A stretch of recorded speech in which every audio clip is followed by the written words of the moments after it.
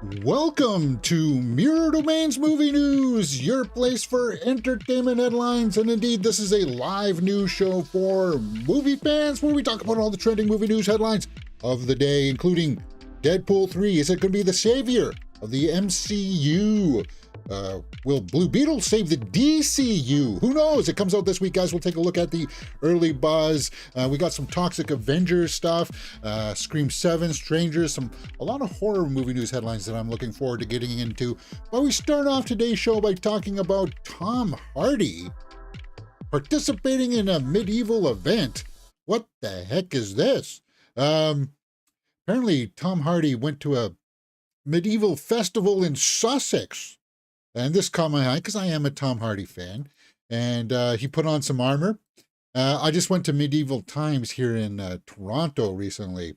So I guess, I don't know if that's just like the mood to participate in these events. But yeah, I guess he kind of threw down with somebody here, not serious or anything like that, but to put on the armor and see what it actually felt like. I don't know if that's real armor. I can tell you this, I have put on chainmail before, and man, it is heavy. It's unexpectedly heavy. It's like suffocating kind of heavy. I don't know how the heck they fought with all this stuff on, but I guess, yeah, he was being a good guy and just putting on a show for the few people that were there. And I think, people were just like, wow, Tom Hardy. Cool. That's what I thought. Yeah, so if you want to go watch the whole video on this, it's up on YouTube's and stuff like other social medias.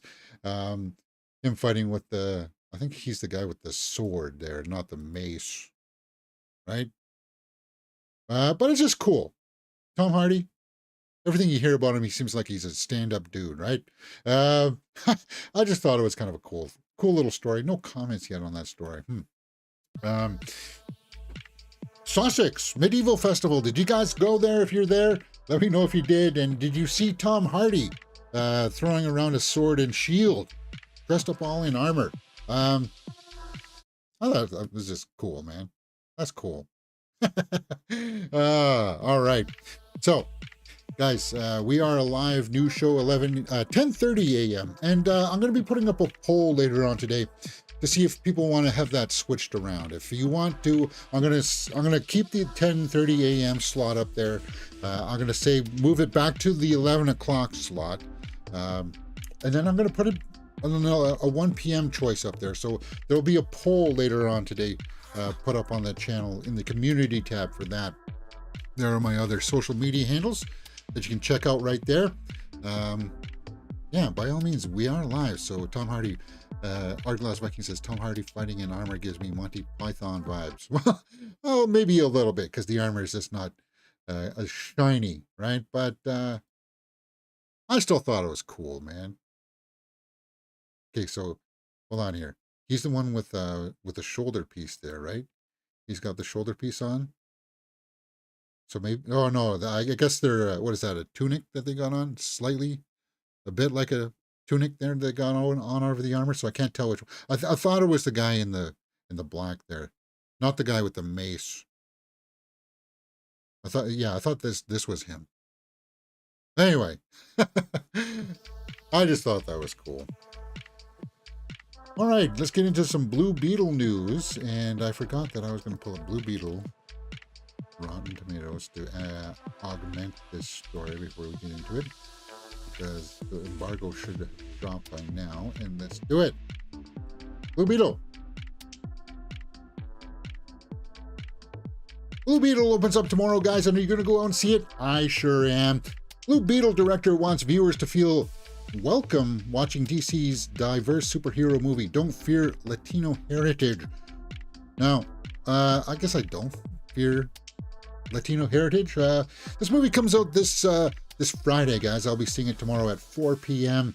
And I gotta tell you this, I'm interested in this film. I'm intrigued. Now, I'm not hyped.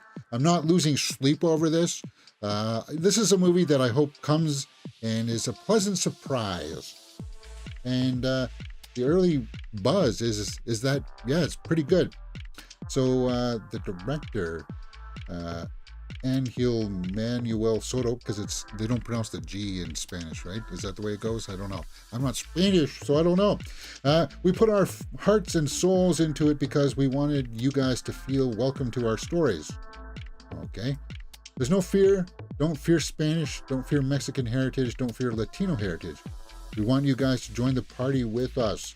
Well, you kind of got that family vibe from the trailers, right? With the grandmother shooting the gun. I know that's frowned upon by some people. I said that it was a little bit, Spy Kids-ish when I first saw it, but whatever. I like the Spy Kids, so I got no problem with that.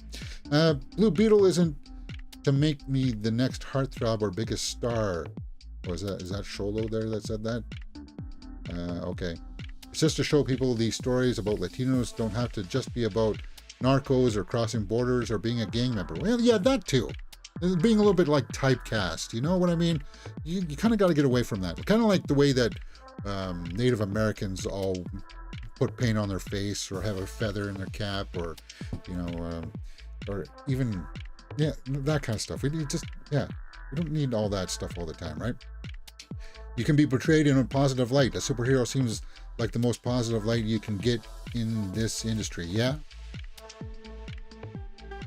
So, what is the early buzz? Let's go over the tomato meter, and we got nothing. That's not good. Wait, hold on here. This movie opens up tomorrow, guys. The review embargo is not dropped yet. We're literally here at the 11th hour. We got no early buzz. What the heck? Now, there are other pundits out there, guys, that'll tell you that this is not a good sign. It's not a good sign if the embargo is not dropped yet, because it means that it's going to be a stinker. That's what they traditionally would say. It's got a 7.3 on IMDb. I was hoping for a little bit more better fare. But yeah, I'm seeing it at 4 p.m. there tomorrow, guys. PLF. What the heck does that mean? I know that's the AVX theater, so I'm seeing it with the better sound theater, right? Embargo was supposed to be the 15th of August in, okay. Yeah, that's strange that the tomato meter is not updated yet. It could be by maybe 12 o'clock today, so we're still a little bit premature. Tomorrow morning when we go over this again, I better see some numbers up here, guys, because we got some stuff that we need to go through. Now, luckily, the budget for Blue Beetle, it's not, actually it is 120 million. Now, in past sense, I guess that's a little bit conservative. $120 million for a movie like this too is still a little bit outrageous. It's, oh God, it's 2 hours and 7 minutes. Now that's, oh Jesus, guys.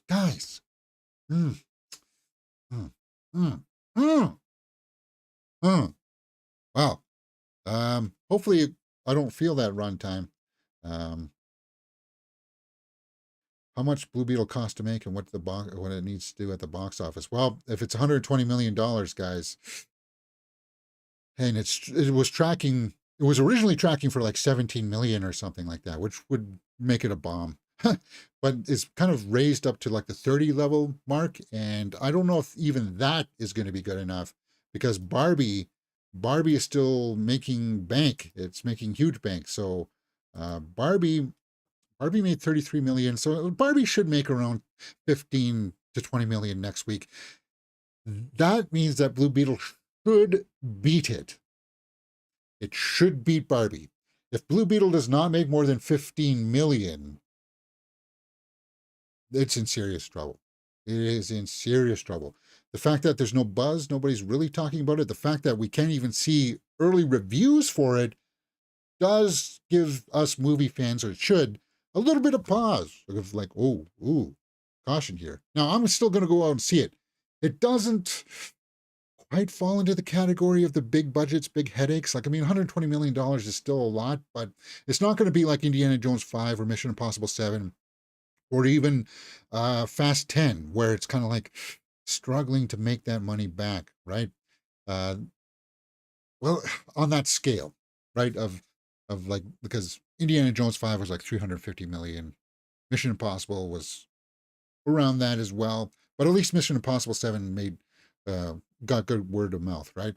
Blue Beetle, we just don't know yet because we don't got any numbers. And You heard me champion this. The big budgets, they got to go. Big budgets. Why can't you make a Blue Beetle movie for 170? Or sorry, why can't you make it for like $70 million? Why can't you make a Blue Beetle movie for $70 million? I don't understand this. And if you're gonna chock full of like visual effects and stuff, then you're shooting your own self in the foot, man. Um, write better. Write a script that doesn't call for that. We just saw a movie yesterday called Heart of Stone with Gal Gadot, and that movie had big CGI sequences in it as well. But like the big climactic fight was just between her and the bad guy throwing down in like a small setting, not falling down buildings with CGI backgrounds and huge explosions going off in the background, CGI babies slowly falling through the air. I'm looking at you, Flash. Nothing like that. It's like they built up the bad guy and the good guy just to have a confrontation and you felt it, right? That's what these movies need to do. And Blue Beetle, I'm hoping that it doesn't succumb to the big CGI schlock fest for the final act where you're kind of like, it's just, you're watching a cartoon. I hope it's not like that. Anyway, enough about that. I'm still excited. I'm going to go see it tomorrow. We'll keep our eye on the Blue Beetle news. All right, let's move on. Deadpool 3. This article caught my eye because we heard that Deadpool 3 got pushed around, right? It got kind of like its release date got shifted. So this article, Deadpool 3, why this upcoming movie is the last hope for Marvel Studios. Yeah, the MCU has been on the decline, and it's hard for anybody to say that it hasn't been. I mean, I think we were one of the few people that actually watched Secret Invasion. Everybody else kind of missed it or watched one episode and said, nah, we're out. I actually liked Secret Invasion. I liked WandaVision. The movies so far, like Guardians of the Galaxy 3, I really liked. But Quantum Mania... Multiverse of Madness is just kind of like, where's this going, guys? What are you doing here? All these fake out deaths, all of the multiverse angle stuff. We're just getting tired of it. We don't like as I am, and I feel like that's the consensus that everybody's getting tired of it. And it's not driving towards anything, right? They showed us Kang, that Kang wants to destroy everything, but it's kind of like Thanos wanted to destroy stuff too, so it's kind of like it's hard to think that the Kang story is not going to be a rinse and repeat. The Secret Wars stuff could be interesting if you're going to bring back some of the people that are fake, like Skrull type people. But it's kind of like it may be too late, and all the cameos that you'll bring in from the people that are supposed to be dead, it's too late and it's floundering, right? And as far as Deadpool 3 saving it, Deadpool 3 feels like very much it's going to be a very Elseworld-ish tone to the MCU because we are getting Hugh Jackman back as Wolverine. And we know that that's not the Wolverine that we're going to see in the MCU going forward because they're going to be recasting all of the X-Men, right? So I don't see how that's like the last hope because it's not going to be the new direction. But the headline is definitely striking. Perfect fit for Blade. Will it be? They haven't even begun shooting it, and Mahershala Ali is going to be 50 years old when they start this, guys. This was supposed to come out like last year, but because of all the, strikes and stuff like that, everything's on pause. Everything's on hiatus. I really don't see Blade happening, at least with Mahershala Ali. I don't see it happening. I think if they start shooting it late next year, they have to consider recasting because the dude's going to be like 50 plus years old. And then you want him to be the Blade for the MCU for the next 5, at least 6 years. He'll be like 60 years old. And it's like, my God. Deadpool and the End, and an Eater of Worlds. Yeah. Galactus, I heard also, that'll be cool to see him come in. I want that. Jean Grey versus Scarlet Witch will sell tickets. Well, that will too. But you can't. Well, can you get Femke Janssen back for that? You'd have to. You would be able to get maybe Elizabeth Olsen back for that, but you'd have to use the new Jean Grey. Not the newish one with Sophie Turner, not her, because it would be the new Jean Grey from the MCU reboot. That would sell. I would see that. Is that it? Um, but Deadpool 3, yeah, I think it'll be a good movie, and I think it will do good at the box office because people will want to go see it because of Logan, because of Hugh Jackman as Wolverine, right? And him just having that banter with Deadpool, like that we've been wanting to see that since Wolverine Origins, right? The first movie, Oranges, as some people would say. Uh, we just never got that, so we'll have to see, guys. We'll have to see. Artglass says, I'm pleased Blue Beetle getting the love. Hopefully it gets love at the box office. I hope so too. Embargo was supposed to be lifted. Deadpool should be able to lampoon the MCU and scrub out any of the poorly received storylines and reboot the Marvel. I hope so. Otherwise, they just need to step back from it, let it lapse for like 3 or 4 years, and this maybe consider rebooting it all then, right? At this rate, Shruti Gatwa will end up playing Blade once his term as Doctor Who is finished. Maybe. But you know who also would be a cool Blade? Was that guy who was in Last Voyage of the Demeter. Who was that? Let me pull up that. Corey Hawkins. He would be a cool Blade. He can act. Um, yeah. He was in Last Voyage of the Demeter. I could see him as a Blade. Like, look at that. Yeah. He's got the physique too, I think. That's who I would say is our new Blade.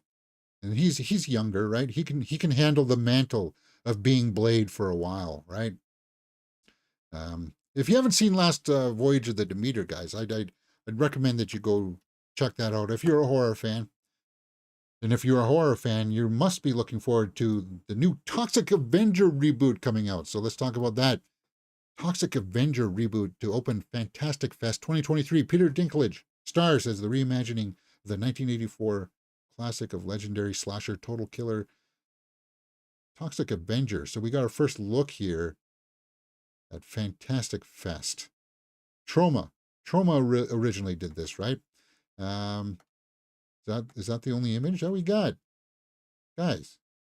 Seriously, let me see if I can enlarge that a little bit. All right, so basically, I thought it was a teenager that fell into some ooze, and it transformed him, and then he became like a hero or like a vigilante neighborhood vigilante, right? And Peter Dinklage is going to be playing him this time around. Is that so? It's not going to be a teenager. It's going to be a retelling of the story for sure. This is our first image. Can I make it brighter? Maybe just a tad. It's really distorted in here, guys. If I really blew that, if I made it really bright, if I boosted the gain on this, um, yeah, it would wash out. It would just look all washed out. So you wouldn't really see too much more detail. But you can see that he is mutated a little bit. Interesting. Is it going to be like glowing or something? We also got a new poster for it. Let's check it out.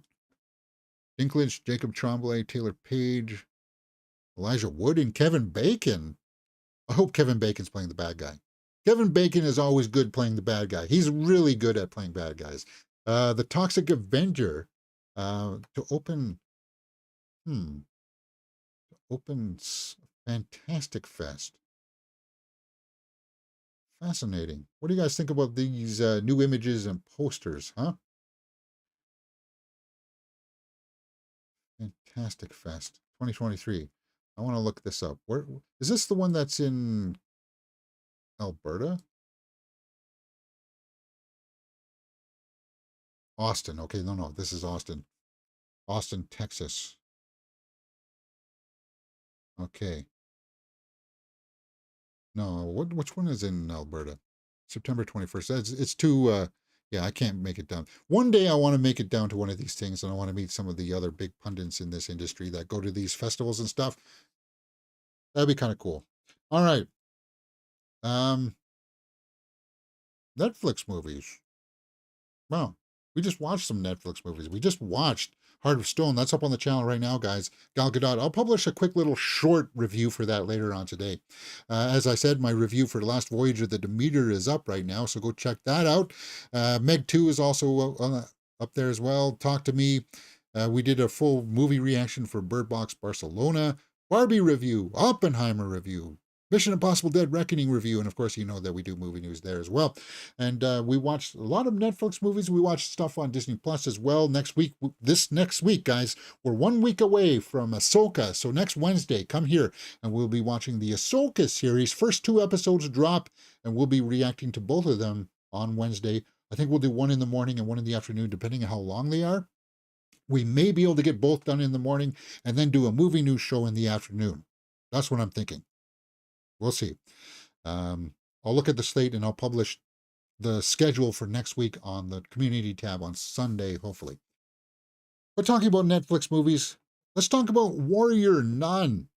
It's set to return as a movie trilogy after Netflix cancellation. Yeah, what was it? The second season that got canceled and people were kind of upset. Now, I never watched this series, guys, but it's being resurrected. The fantasy drama series, which was canceled by Netflix after 2 seasons, is set to return as a trilogy of feature films, okay? So at least fans of it are going to get some sense of closure on this. And why not? Hey, if there's an audience for it, give it to them. Just don't go out and spend $300 million on it when you know you're not going to get some of that cheddar back, right?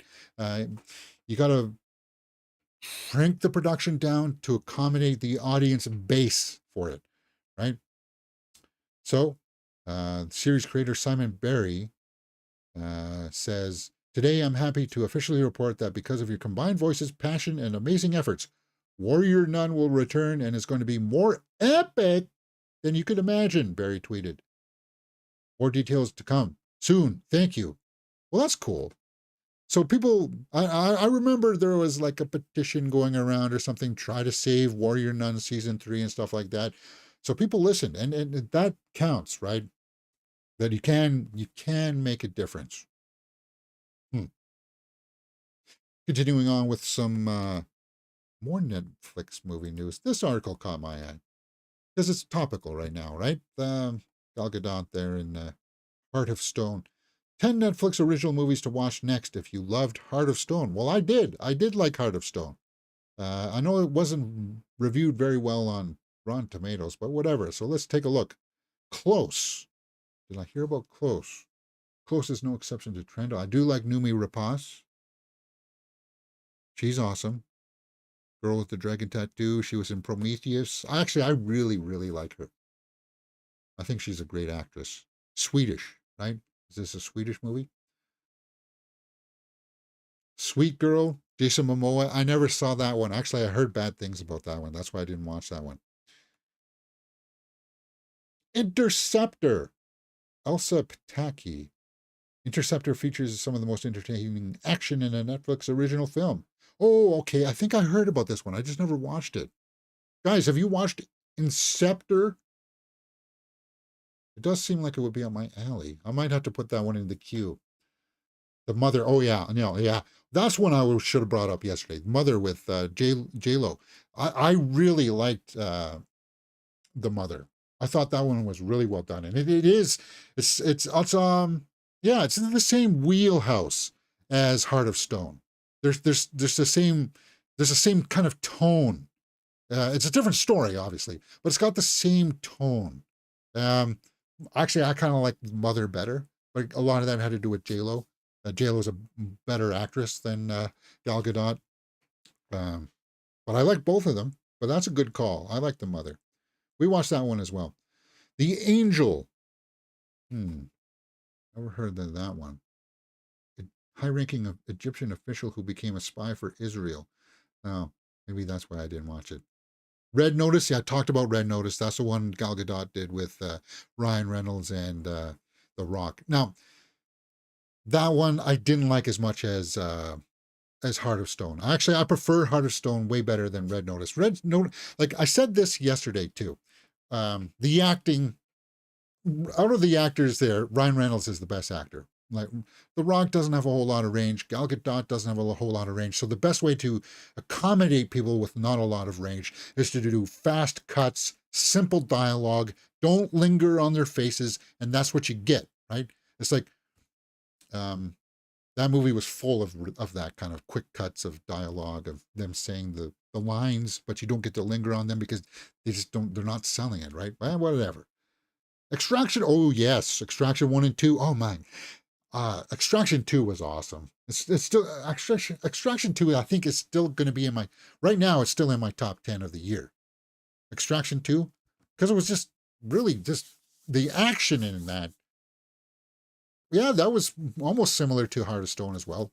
But there was that big long 20 minutes uncut scene. It was just like Chris Hemsworth. Extraction 2 awesome. I agree with that. Triple Frontier. Um it's a very manly movie. There's not a lot in there for women to latch onto because it's a bunch of men coming to, like a bunch of guys coming to save one of their friends by helping him do a heist to get him out of like fiduciary trouble, right? And of course, things go bad. And I like it because it's like Ben Affleck, Charlie Hunnam, uh, Pedro Pascal, Oscar Isaac. A great cast. Garrett Hedlund. But it's kind of like um, when they start to face adversity and death. Triple Frontiers definitely worth checking out. The Old Guard, Charlize. There's supposed to be like a Old Guard 2 coming out, isn't there? Um, haven't I saw this movie when it first came out, and I barely remember anything about it. They have like superpowers or something, right? They can heal or something. Yeah. And they're sort of like a team. They work like a team, like in Heart of Stone, or if you've seen Fubar, where it's like a team of spies that work together to take down scores or take down bad guys. It's like that, but they have superpowers, right? The Old Guard, the Gray Man.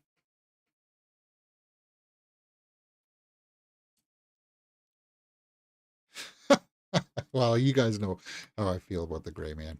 Um, but out of those ones, I would say the Mother, Extraction is worth seeing, um, and I'd check out Close. Hearthstone, number one spot, despite poor reviews, and that's fine. Um, yeah, when I keyed up Heart of Stone on Netflix for us to watch yesterday, it was on the ranked section in Netflix, and it was number one. That's fine. Gal Gadot responds to 007 fan casting and champions more room for women in the spy genre. Well, I'd totally see a second Heart of Stone, and they set up that movie for it to be like franchise esque, because of instead of like the double O's, they have the cards, right? They've got she's the Nine of Hearts, right? That's why it's called Heart of Stone, and her name is Stone, so Heart Heart of Stone. You know what I'm? It's like that. Um, but I could see more. I would like to see more. Um, Yeah.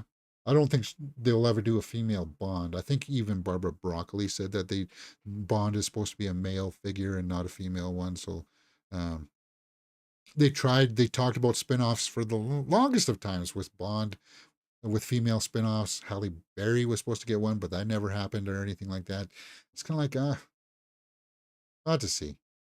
That'll be cool. I want to see more Heart of Stone. But she had to address it, right? Just some various Netflix movie headlines. I thought they were worth taking a look at. All right.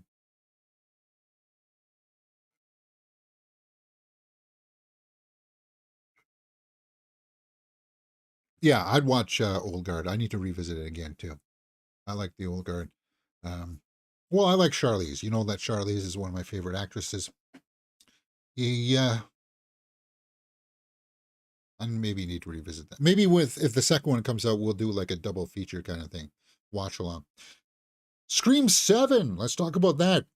Scream 7, why Jenna Ortega returning is more important than a Nev Campbell comeback. Yeah, no, I said this after the sixth one, guys, that we're done with the Nev Campbell storyline. That one's been put to bed. She's living happily ever after. She doesn't need to come back into this. Now, Jenna Ortega coming back, I agree with this headline because she's huge right now, guys. Wednesday, Scream 5 and 6. You're not going to get a hotter, proper, like, actress in the working right now than, I mean, hotter in like people want to work with her, not like physically, guys. Come on. People called me out for that once, but Christopher Landon's going to be directing this. And yeah, I would say it's more important to get Jenna back. I would even say it's more important to get Jenna back over Melissa Barrera, even though Melissa Barrera is like the face of the franchise now, right? You got to get her back. And other than the new director coming on board, and that better not be a bug coming into my room. Sorry.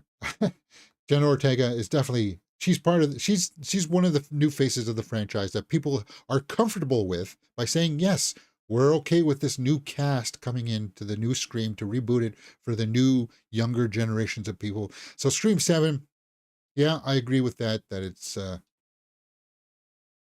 got to keep her on there. Strangers is getting a reboot as well, right? Rennie Harlin's The Strangers trilogy set in the same universe as previous films. I don't know. Does it need to be? It's supposed to be like a complete reboot, wasn't it? Now, the first one is already wrapped production, right? But an entire remake trilogy. Yeah, there was supposed to be like a trilogy of new films. I don't know. It really depends on how well the new one does. But in past, the Strangers movies have done well because the budget has been low, right? The first entry in the trilogy centers on Pesh's character as she drives cross country with her longtime boyfriend to begin new life in the Pacific Northwest. When their car breaks down in Venice, Oregon, they're forced to spend the night in a secluded Airbnb where they are terrorized from dusk till dawn by three masked strangers. So same setup. It's a rinse and repeat, just new people. I don't know why that needs a reboot then. It's within the same universe, I'll say that. Okay, so it is in the same universe. It's a trilogy. It was very fun to shoot and work with Rennie Harlin, and we shot it in Slovakia. I speak the language, so it was a delight to be in that country and work, she said. Horvath. Is that one of the actresses? Madeline Petch from Riverdale, Freud Gutierrez from Cruel Summer, and Rachel Shenton. So it's got a lot of younger people in there. Huh. Fascinating. Not exactly a remake because it's different characters. Well, it's still a rinse and repeat, right? And that's what the Saw franchise got. It fell into just a rinse and repeat kind of thing. And at least Saw 10 looks like it's sort of trying to reimagine itself slightly, maybe. I don't know. But it's the same concept and idea, and I think people will feel like it's an homage. Now, was the first Strangers that epic that you felt like you needed an homage to it? I don't. Whatever. Hey, if it costs $7 million and it makes $14 million in its opening weekend, then I would consider that a success. We'll have to wait and see. Huh. So it is part of the same universe, just different killers. Fascinating. Haunting in Venice comes out. We got some new character posters soon. Haunting in Venice comes out. It's got a huge cast. Rachel Brana, Kenneth Branagh is back as Poirot. He did Murder on the Orient Express and Death on the Nile. So he's got some character posters. Let's take a look. Some new character posters. All right, that one's kind of okay. I'm not going to blow these up, guys. It's just their faces. Jamie Dornan. Yeah, we just saw Jamie Dornan actually in Heart of Stone. He was one of the characters in that movie. He was good in that. I never watched 50 Shades of Grey or anything like that. What else was Jamie Dornan in? Oh, he was in that one with Anthony Mackie, right? Not Simpatico. What the heck was that called? It was really good. Synchronic. Synchronic. Now that's my favorite Jamie Dornan performance. Uh, that's from Radio. Was that the guys that did Radio Silence? Was that them? Yeah, Benson and Moorhead, right? No, no, they're not Radio Silence. Uh, they did Moon Knight. They did some of the Moon Knight and Archive 81, right? The Endless. Yeah, they did that. But they're good directors. They did Synchronic, and they did it with Jamie Dornan. That's right. And he was really good in that with Anthony Mackie. Weird time travel kind of event movie where you take a drug and it sends you back like in time a little bit, and then you realize that something happens to one of your loved ones and you try to use the drug to save them, and it's kind of like, yeah, it's really weird, man, but it's cool. And it's got like an ending that kind of hits you like that. I like that movie. Anyway, I'm digressing from the character posters here. Uh, Haunting in Venice. Kelly Riley, Yellowstone. She's in Yellowstone, right? Who's this? Who the heck is this? Kyle Allen. Oh, yeah. He was going to be our He-Man, but since that project got scrapped, he isn't anymore. Jude Hill. Emma Liard. Some young people there. Ricardo Scamarcio. He's a bad guy. Oh, yeah. Look at that. He's evil, right? I don't know. Ali Khan. Another young person. Tina Fey. That's the one I'm looking forward to. I like Tina Fey, and I want to see more serious work from her. Artglass says Jamie Dornan was in Siege of Jadotville, based on a true story. Okay. Tina Fey, good. Camille Cotton. September 15th, guys. So we're just a month away now. Just a month away from Haunting in Venice. Some new character posters. Fascinating. Pfeiffer in the live chat says hello. Hey, how's it going? All right. Next, Planet of the Apes 4. Disney's Kingdom of the Planet of the Apes sets official launch date. So I guess it's back on track. And from what I understand, this movie's all in the can. It's done. Disney's confirmed release date of Planet of the Apes for May 24th, 2024, despite ongoing strikes in the entertainment industry. The film's promotion and potential last-minute changes may face challenges due to the strike. I don't know about that. The fate of the Kingdom of the Planet of the Apes hangs in the balance as fans eagerly await the outcome of the strikes. So May 24, 2024, Kingdom of the Planet of the Apes. Now, this is still supposed to be in the same universe as Caesar, obviously, but if you've seen the trilogy, guys, of the previous ones, you know that Caesar's not going to be around. I think this one takes place like, what, 10 or 20 years after that? That's what my understanding was. Some early concept art. And I don't think it'll be humans. I don't think there'll be any more humans as the threat. Now, I liked the Planet of the Apes movies. I still like the first one. I think the first one is the best, and then I like the third one, and then the second one. I know everybody likes the second one with Koba being the bad guy. It was good. It was solid. Like that was a solid trilogy, but now it's going to be augmented now with a Kingdom of the Planet of the Apes. Hopefully, though, it doesn't fall into that realm of movies where it's kind of like, did you really need to make the fourth one? Did you really need to go there? Kind of like what happened after Indiana Jones and the Kingdom of the Crystal Skull, where we're like, guys, did you really need to make that? You finished the third one on such a fantastic note, on an epic note. And hopefully Kingdom of the Planet of the Apes doesn't fall into that, because we know where eventually it's going to go, right? That's it'll go like 1,000 years in the future and some human will land on the planet. We've been there and done that. Still intrigued. Still intrigued. All right. Let's get into some TV headlines as I crack open this Coke.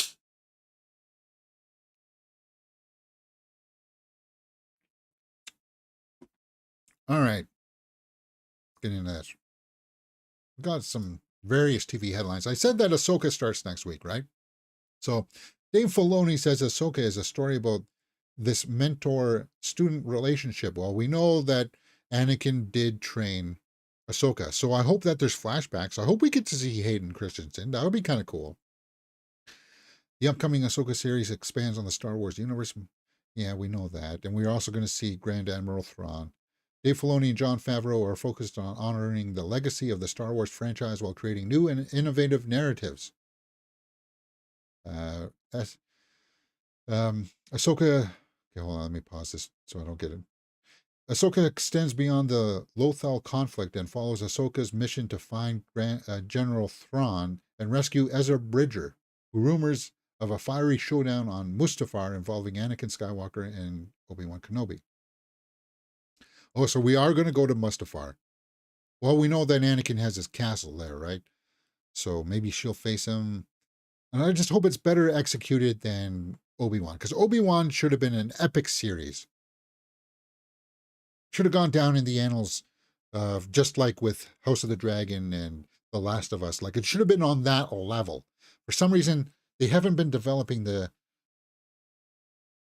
like, Mandalorian season 1 and 2 is the only ones that they seem to have gotten where everybody's been thumbs up. Everything else has been kind of like, meh, meh. Star Wars has always been these great master-apprentice relationships, Filoni said. When you step into the Star Wars, you are part of a legacy, and we had to uphold that history and yet do this completely new and different thing. From the beginning of the series, Ahsoka is out there on the fringe of the galaxy. When she hears whispers of a warlord's return, she decides to enlist her friend's help. I'm telling this story about this mentor-student relationship that passes from Anakin to Ahsoka to Sabine. It's quite extraordinary to bring this to life. Well, for people who haven't watched Rebels or Clone Wars, I hope that they do a good job of telling us who Sabine and who Ezra is, right? I hope they do that. Because I was going to try to watch the Clone Wars series all the way up until this launch. But then when I realized it was like over 120 episodes, I was like, guys, that's a lot of stuff to get through. It's going to have to go on the shelf again. Next, House of the Dragon 2 director explains why season 2 is shorter. Well, we know that season 1 was 10 episodes, and we heard that it was going to be like around 6. I was hoping for 8 episodes for season 2, but I think it's going to be 6, right? House of the Dragon season 2 will continue telling the story. Will consist of 8 episodes. Okay, good. 8 episodes. It was the last season of Game of Thrones that was 6 episodes. And this is shooting still, right? This was able to finish its shooting over in the UK because it wasn't part of the strikes just yet. So hopefully that'll get all wrapped up and in the can so that it'll stay on track. And we will be doing full live watch-alongs for it, guys, because I really enjoyed that first season. Good acting, good storytelling, very enthralling. There are 8 wonderful episodes, which, with so much happening in every episode, that we had trouble at times bringing them down to 1 hour. Well, some of them were like an hour and 20 minutes the first season, right? Ryan's decision to give it a good opening and a good ending, and they're jam-packed with emotional and visually exciting events. Well, good. Well, we got to pick up with what happens to the son that killed her son, right? Yeah. There's going to be blood. It's going to get bloody. Rhaenyra's son. And that final shot when Rhaenyra is like, we're going to go get them. We're going to go kill them. It's like, yeah, when she's like, she finally acquiesces and it's like, because she was like very anti-fighting, right? And then at the end, when she realizes that, yeah, we're going to have to go kill these people. It's like, yeah, good acting. And I can't wait for it. Matt Smith. Next. Millie Bobby Brown and David Harbour on what comes after Stranger Things final season. Yeah, we know that it'll be the final season, season 5. They're moving on. They need to move on. And I liked Hopper in season 4, but I thought if you'd left him dead, it would have been fine. But I liked what he did in that. And they're not teenagers. Like, they're going to be 19 by the time they shoot this one. Millie Bobby Brown's going to be married. Maybe she'll be having their first kid by then. Who knows? There's something about pouring yourself into the final season that sprint to the finish line that is exciting and almost euphoric to me, says David Harbour. Meanwhile, Millie Bobby Brown said to WWD, I think I'm ready for the end of Stranger Things. It's been such a huge factor in part of my life, but it's like graduating from high school. It's like senior year. You're ready to go and blossom and flourish, and you're grateful for the time you've had, but it's time to create your own message and live your own life. Yeah.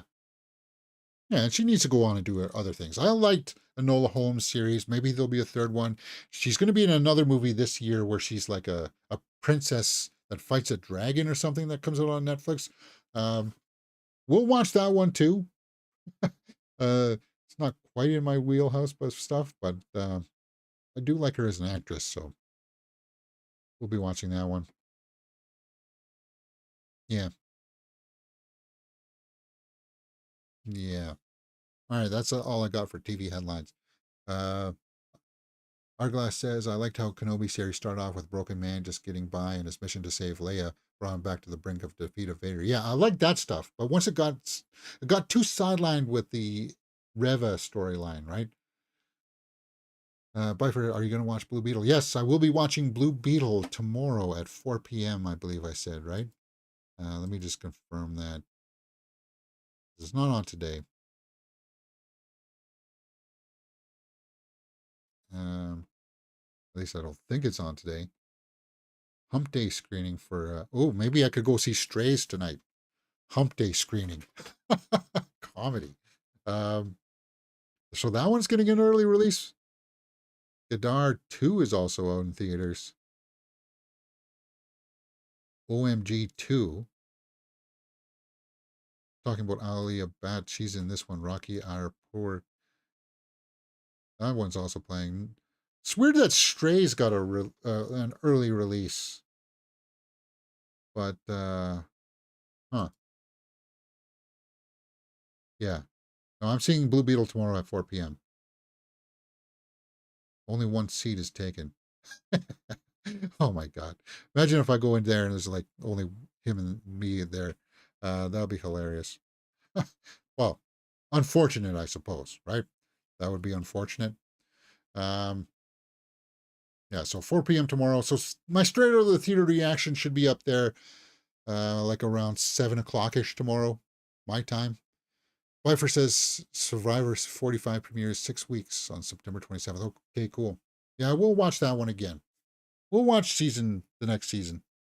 As long as my picks all don't get picked off. That was so uncanny that all the people that I liked, boom, boom, boom, boom, like in the first 4 weeks, all got eliminated. It's like, God's sakes. Anyway, let's move on to some various hit or miss headlines. If it's a hit, we'll move on. If it's a hit, we'll talk about it. If it's a miss, we'll move on. Tron Ares delayed. Director wants unions to speed up negotiations. Yeah. But Tron is something that you can, this is not a time sensitive thing, Tron, because no one's clamoring for this sequel. It's just Tron has to come along and have a good marketing campaign, and people will respond to it. It would be nice. Yeah, I agree with the sentiment that it would be nice if they wrapped up the strike talks sooner rather than later. I've been following it. They were talking to each other. They didn't really make too much movement on it. We'll have to wait and see. Next, is Star Wars: The Phantom Menace better than you remember? Well, we did a full watch along of it here. We did. I would like to do a proper cutout of that. Um, I think you guys know how I felt about it. I still think that it's got all the right ingredients for a good movie. It's just not the movie that people wanted it to be or thought that it should be. Yeah, the dialogue at times was clunky, but I still think you watch George Lucas talk about the film and you see a lot of the behind the scenes stuff. They were passionate about making that movie. And I thought that translated to the screen. At least I thought of that it did. It was just cool. The pod race, Darth Maul. I mean, come on. And Ewan McGregor as Obi-Wan, Liam Neeson. I thought, yeah, talking about master and apprentice storylines, like that was a great storyline between them. Like him kind of like mentoring him in the last steps before he becomes a Jedi himself, right? A full-fledged Jedi. I like that relationship. I just felt like Phantom Menace should have actually been episode 0. It should have been. Because it was too disconnected from the older Anakin storyline that we wanted to talk about, right? We wanted to see him become Darth Vader and hunt down other people. Like, I felt like episode 2 should have been episode 1, and then episode 3 should have been episode 2, and then we should have just gotten a third film all with him as in the suit hunting down Jedi and Obi-Wan trying to save and protect them, right? Um, that's what that movie. That's the way I thought. But anyway, whatever. Was it better?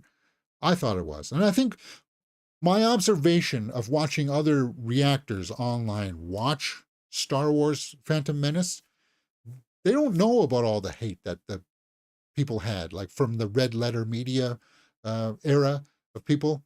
Like that's not there. People, it's an engaging film. Bifer says, compared to The Last Jedi, The Rise of the Skywalker, Phantom Menace is a masterpiece. Yeah. Yeah, I've watched Phantom Menace a lot more times than I've only watched Rise of the Skywalker in theaters. I guess I could key it up on Disney Plus, but I don't feel like punishing myself. So there you go. uh, Arnglass says, I'd sooner rather have a Ready Player One sequel other than a Tron movie. Maybe we'll have to do a watch along for Ready Player One. What is that streaming on right now? Is that on Disney Plus?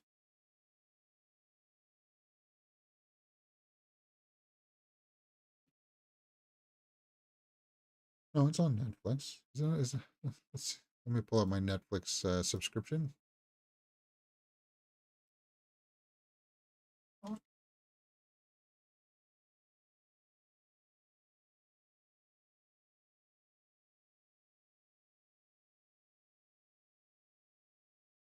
Not seeing it there, guys.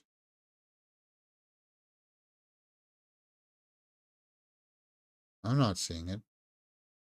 We need to watch Dune before. We'll watch Dune before Part 2 comes out this year, guys, and before it leaves Netflix. We'll do a Dune watch along. In fact, I want to get back into putting up polls and stuff for you guys to vote in for which movies we're going to watch. Guys, we're coming back full steam. I'm just using this week to kind of like shake off the rust because it's there just a little bit. Olivia Cooke is in Ready Player One and is My Princess Leia. Olivia Cooke. She's the one that you would cast as Princess Leia. Oh yeah, well she was in House of the Dragon, right? Oh, she's in that. Then I got to prioritize it. I'm going to prioritize watching Ready Player One. She was good. She was good in House of the Dragon. She's your Princess Leia? Like to play a younger Princess Leia? I would love to see a younger Princess Leia movie. And do it while you still can use Jimmy Smits. Fan casting, Olivia Cooke. Tell me that somebody did a... Oh, I better not... Those might be racy pictures. Tell me somebody photoshopped her with the Leia buns. That's what I want to see. I'm not seeing it though here, guys. I see Carrie Fisher. You know who I would... I know this is... Lots of people have said this. But my pick would be Millie Bobby Brown as Princess Leia. If we did a younger Princess Leia movie, she's perfect for it. What? Okay, see now somebody did try to Photoshop her in. Wow, Photoshopped her with the buns on. But you can see that, right? And she's talented enough that she could bring it. But I got nothing against Olivia Cooke either. Next, Millie Bobby Brown is a good choice for Leia. Yeah. Freddy versus Jason was nearly penned by a pair of famous Star Trek alums. Really? Who?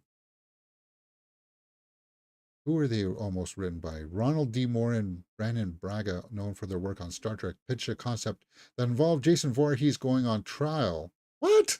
In a story inspired by O.J. Simpson murder trial. No, no, no, guys. Thank God we didn't go down that road. Trying to keep Jason in jail and then have him on trial. Yeah, no. And how is Freddy going to fit into that? Thank God we didn't go down that route. I just recently rewatched a reactor watch Freddy versus Jason, and I still think that movie that holds up. Like um, conceptually, they fight in the dream world, they fight in the real world. It makes sense that Freddy would try to use Jason to make people on Elm Street think that there's a killer out there, and it could be Freddy Krueger, could give him enough power to come back and start killing again. Like I thought that was brilliant. Like there's no better way that you could handle it. And it sucks that we didn't get a sequel to that. I thought it was cool. And that's something that's a movie that I would love to do a watch along for. Maybe around the Halloween time. I got it on DVD. So somehow I'd had to transfer it over to my computer. I don't know how I would do that.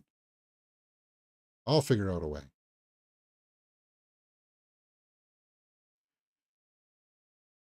Yeah, because I want to watch that. I really enjoyed that. All right. I think that's all I got in the can. So let's go over and take a look at Twitterverse, see if I missed anything, see if any new trailers have dropped. I don't think so.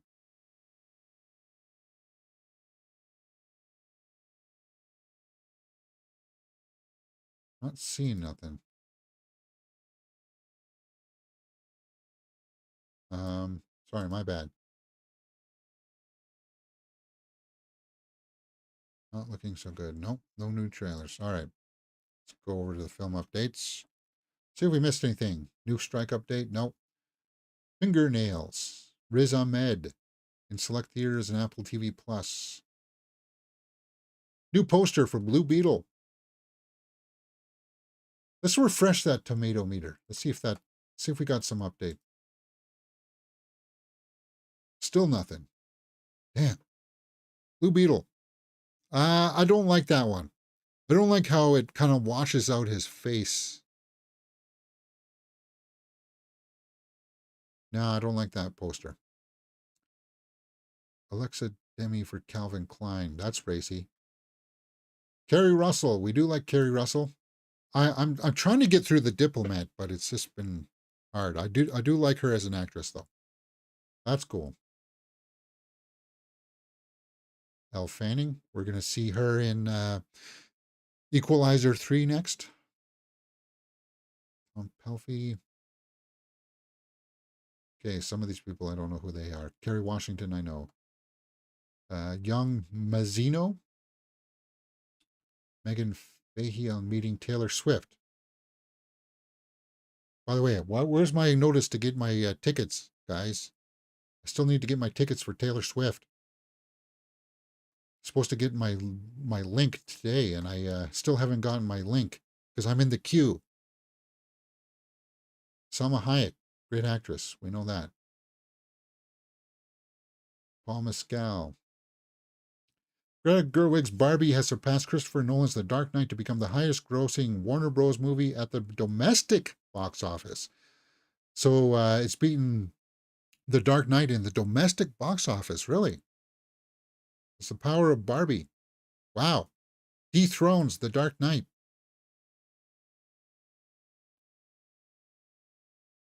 I'm not upset about that. I know some people will be, but whatever. It doesn't take away the fact that they're both good movies. And Dark Knight is a masterpiece.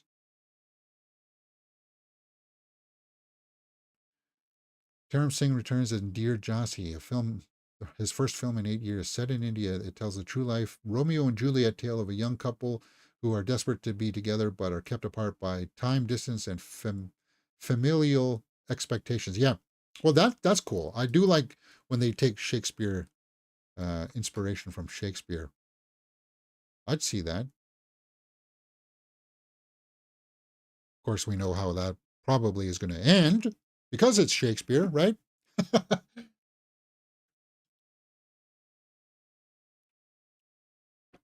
Next, Warrior Nun is officially returning as movie trilogy.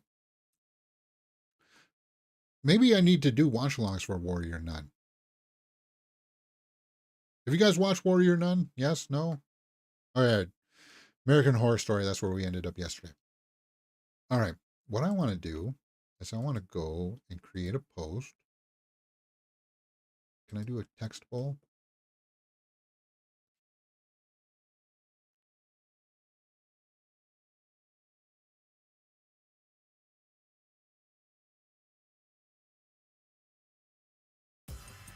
What time should movie news talk show be at?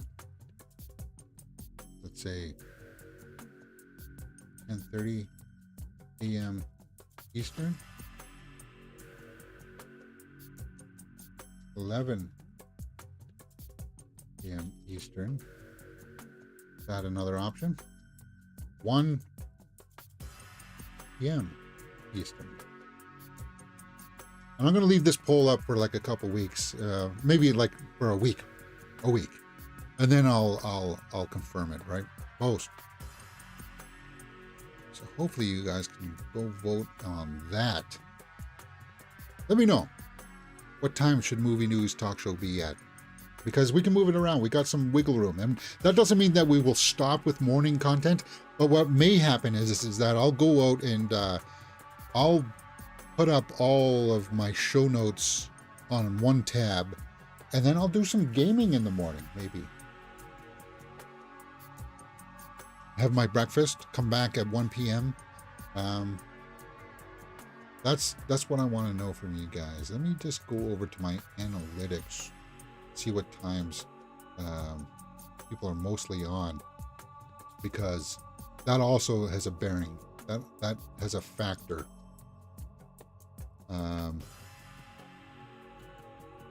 Yeah, see, most of the viewers are on in the after 12.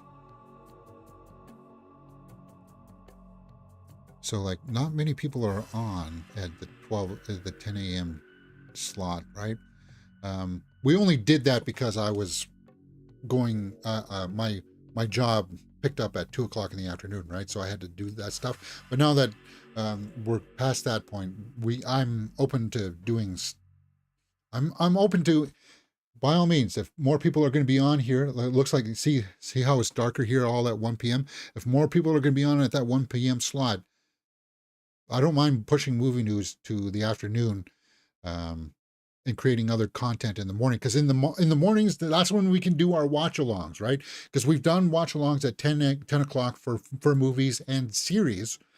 So we'll keep the series watch-alongs in the morning and then do movie news in the afternoon is what I'm thinking. Yeah.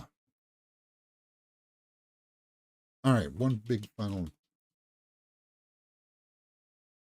final storyline that I would like to address. Big Wreck. One of my favorite. Yeah. Right now, it's currently my favorite band is Big Wreck. Let's go to the tour. So, 11th, March 11th. Can I get in here? Now, it said here tickets don't go on sale until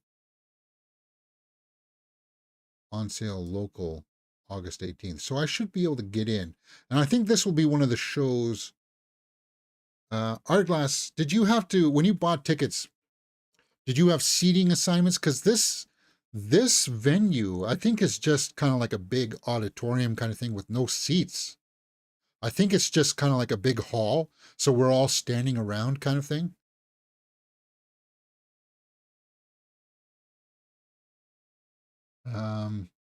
Pre-sale was today, right? Artist profile promoter.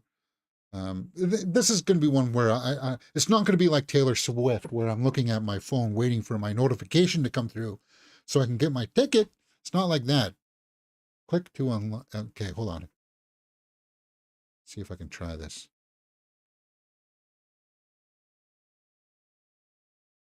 F7 rec. See if I can try that. Unlock code accepted.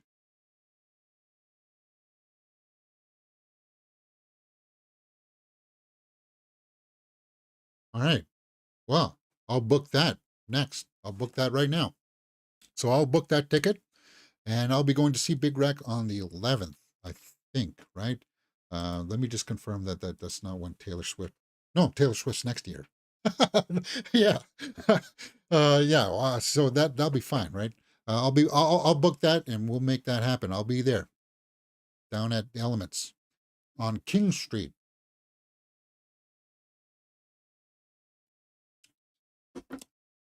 Yeah. So I'll book that. I'll get that done. Confirmation, Big Rec. I'm going to see them again. And Hourglass is going to be there. That's kind of cool. Yeah. Look forward to that. Hopefully they play. What's the song that you want to hear them play most live? Out of this. Let me see. Big Rec. They play a lot of they'll play Blown Wide Open and that song. They always play those two. But out of the 7 series, I think I would like to see, I would love to hear them play Beano. I want to hear them play Beano. Rye Bread would be cool to hear. Haunted. I don't have this track though. Goodbye. This is only a limited edition CD that this came out, but it's a cover song.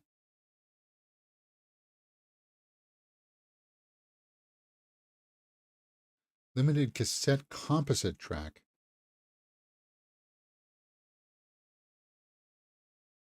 Huh.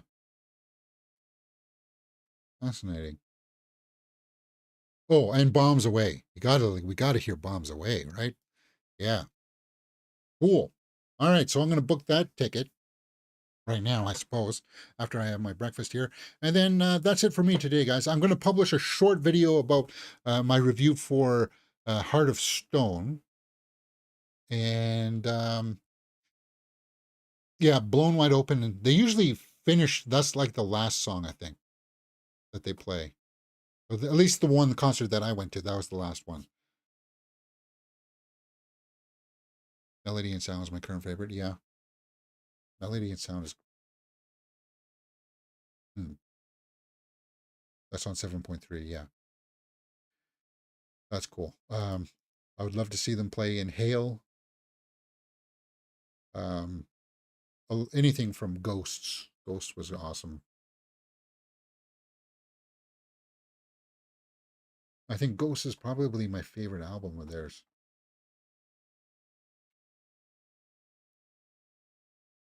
My favorites go Ghosts, Pleasure and the Greed, In Loving Memory, Albatross, But for the Sun. I like a lot of stuff off 7. You get that. Yeah. Like Ghost is a masterpiece. There's no song on here that you want to skip. What an experience. And it's diverse. It's not all the same stuff where it's kind of like it's not the same beats or anything like that. They really change it up. Anyway, that's going to be, I'm looking forward to that. November 11th, guys. I'll be there. All right. So that's it for me today, guys. As of now, I will be back later this afternoon to do some gaming stuff. I'll figure that out, and we'll be over on Twitch around 2 p.m. to do some gaming stuff. So join us over there. If not, enjoy the rest of your day. Pay attention for some shorts later on today, and I'll see you next time tomorrow for more movie news here on Mirror Domains.